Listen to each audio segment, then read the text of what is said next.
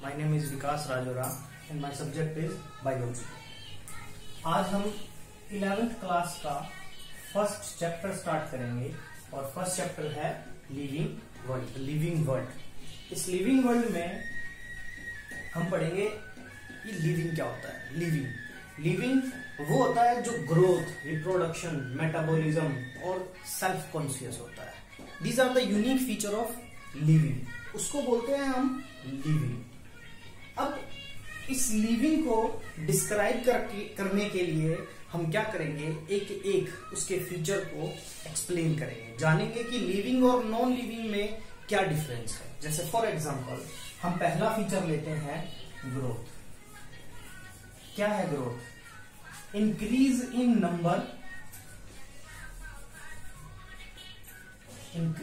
Number and mass is called growth.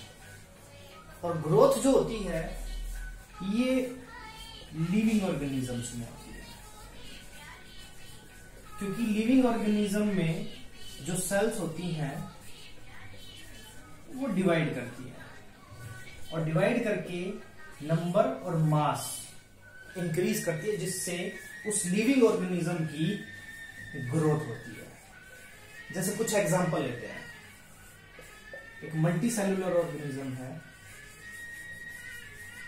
अगर मैं plant की बात करूं तो प्लांट में जो सेल का डिवीजन है वो कंटिन्यूअसली चलता रहता है और प्लांट जो होता है थ्रू आउट लाइफ ग्रो करता है। लेकिन अगर मैं इसी केस में मल्टी सेलुलर में अगर मैं एनिमल का केस लूं तो एनिमल में ये जो ग्रोथ होती है ये लिमिटेड होती है। और इसके साथ साथ एनिमल में जो सेल डिवीजन है वो रिप्लेस कर देता है जो सेल्स होती हैं बॉडी में। जैसे फॉर एग्जांपल अगर हम स्किन की बात करें, हमारी स्किन सेल्स रिप्लेस होती रहती हैं और उसके पीछे कौन रिस्पॉन्सिबल होता है? ये सेल डिवीजन ही होता है रिस्पॉन्सिबल। इसके अलावा अगर हम ग्रोथ की बात करें नॉन लिविंग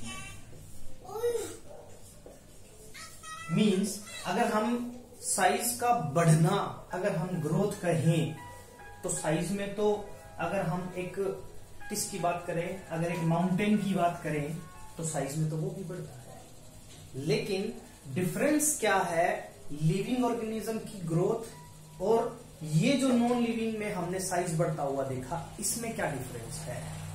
बहुत ही सिंपल सा डिफरेंस है और वो ये कि जो लिविंग ऑर्गेनिज्म में ग्रोथ होती है,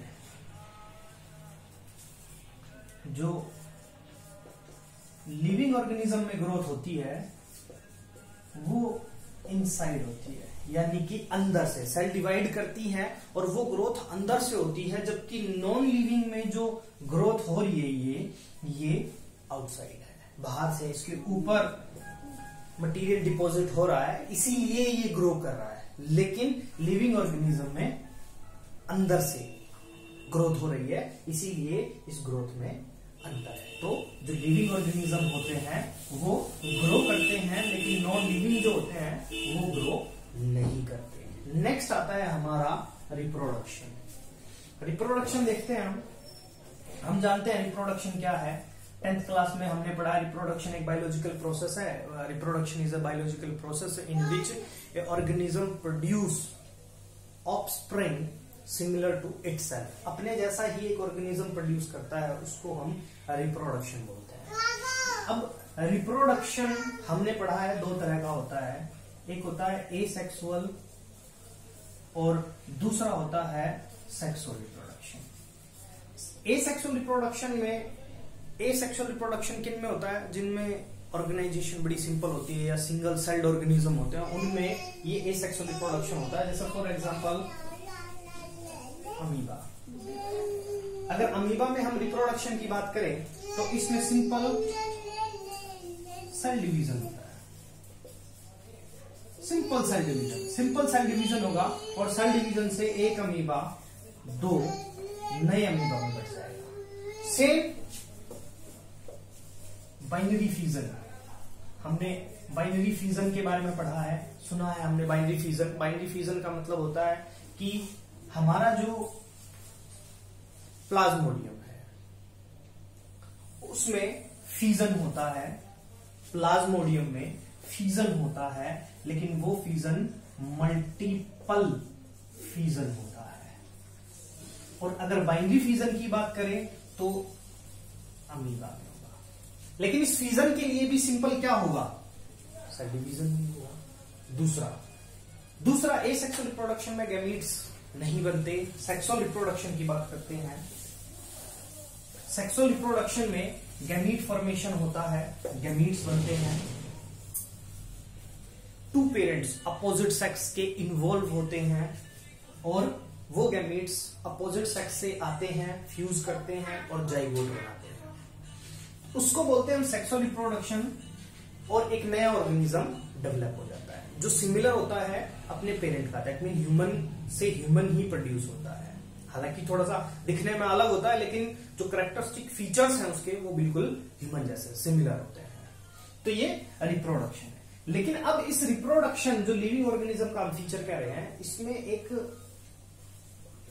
बीच में थोड़ी सी प्रॉब्लम है, और वो ये कि अगर हम कहें कि लिविंग ऑर्गेनिज्म रिप्रोडक्शन करते हैं तो इसका मतलब ये हुआ जो लिविंग ऑर्गेनिज्म रिप्रोडक्शन नहीं करते वो लिविंग नहीं होते। जैसे फॉर एग्जांपल अगर हम म्यूल का एग्जांपल लें,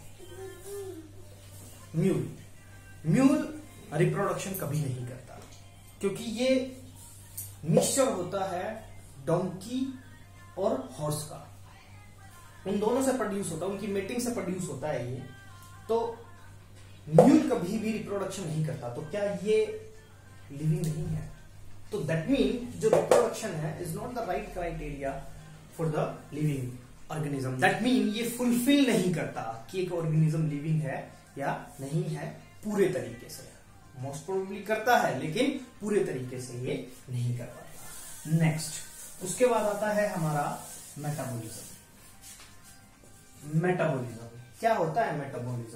मेटाबॉलिज्म की अगर मैं एक सिंपल सी डेफिनेशन कहूं तो ये होगी कि सम टोटल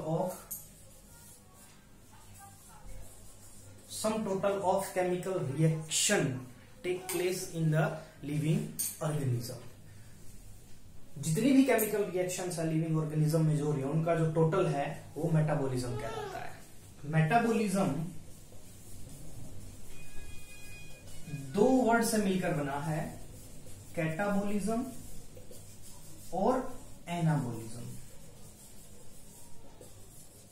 कैटाबॉलिज्म जिसमें एक मॉलिक्यूल या एक जो सब्सटेंस है वो टूटता है और काफी सारे में टूट जाता है।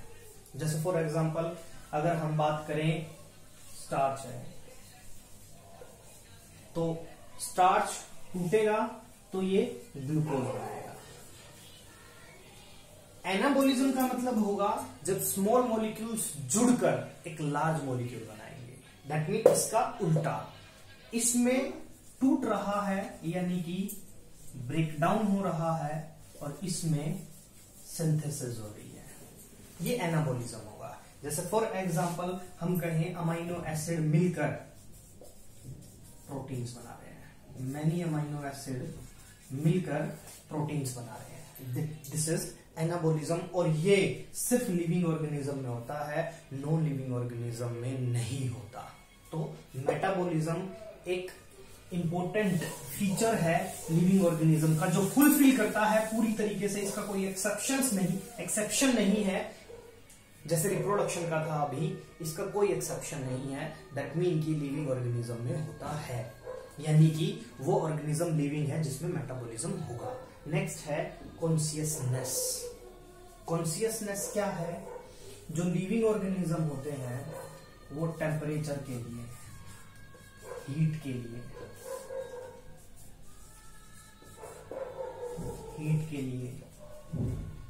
और भी बहुत सारे जो इन्वायरमेंटल फैक्टर्स हैं उसके लिए रिस्पोंड करते हैं, यानी कि उनमें कॉन्शियस होता है। जैसे टच रिसेप्टर्स हो गए, अगर हम किसी को टच करते हैं तो वो रिस्पोंड करता है। इन्वायरमेंटल जैसे मैंने अभी टेम्परेचर का बताया, हीट का बताया, ये वो है जिसके लिए एक लिविंग ऑर्गेनिज्म रिस्पोंड करता है। नॉन लिविंग ऑर्गेनिज्म कभी रिस्पोंड नहीं करते। अगर हम एक, ये मैंने अभी डस्टर पकड़ा है, अगर मैं इसको फेंक के मारता हूं तो ये क्या रिस्पोंड करेगा? कुछ भी नहीं। लेकिन अगर हम किसी को मारते हैं, दैट मीन या तो वो बदले में हमें मारेगा या देखेगा या भागेगा, कुछ तो रिस्पॉन्ड करेगा, दैट मीन सेल्फ कॉन्शियसनेस।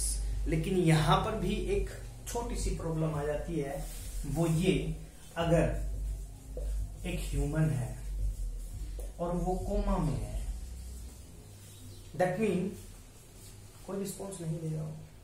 अब वो क्या पता कब तक उस कोमा में रहेगा या कितने दिन से है।